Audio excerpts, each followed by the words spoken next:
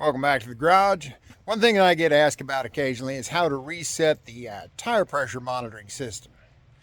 And it varies from vehicle to vehicle, but I'm going to show you on my 05 Yukon, which should apply to Chevys, GMCs, the pickups, anything around that era, on how to reset the tire pressure monitors without having to use any tools whatsoever.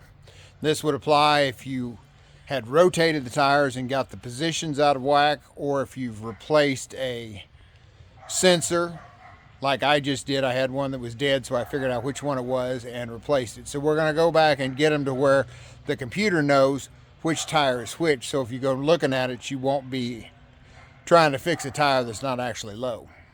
First thing we need to do is go around the vehicle. We're going to pull the valve caps and we're going to make sure all the tires are aired up to pretty close to what they're supposed to be. Just do this to all of them, that way you won't have to take them off later.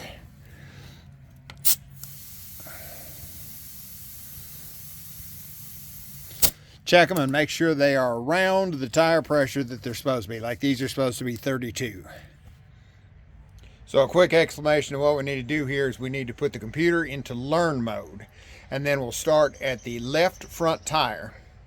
And we will let air out of it until the horn honks. That means that it is red, that there's air coming out of that wheel, so it knows that's the left front. Then we'll go to the right front, right rear, and then left rear. So we'll start at the left front, go clockwise around the vehicle, letting air out, get a horn blast each time, and you know you got it set. So we'll go put it in learn mode right now. To get this into learn mode, we'll put the key in, turn the ignition on, and don't forget this step, you've got to engage the parking brake.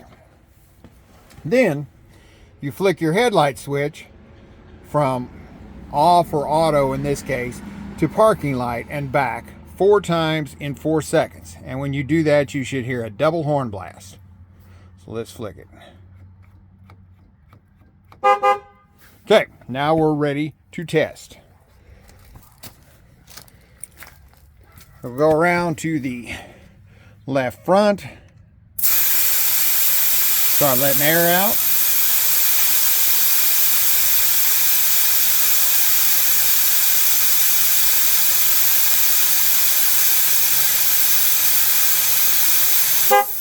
Okay, got a horn blast. It's red.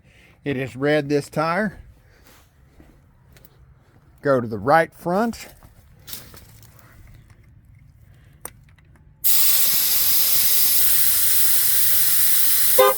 Got that one. Right rear.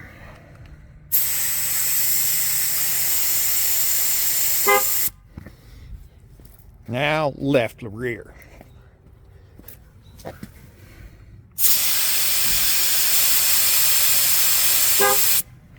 There we go, that's all 4. It knows which position they're all at. So now you can turn off the key. Now you need to go back through, air them all up to whatever they're supposed to be set at. In my case, 32 PSI. Put your caps back on. Then you can take the truck around the block, and that will activate all the sensors. Then you can come back and read them all on the gauge to make sure they're all functioning right, and you're done. All right, I took it around the block.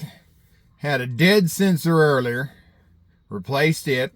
Let's see if we've got a reading on all 4 tires.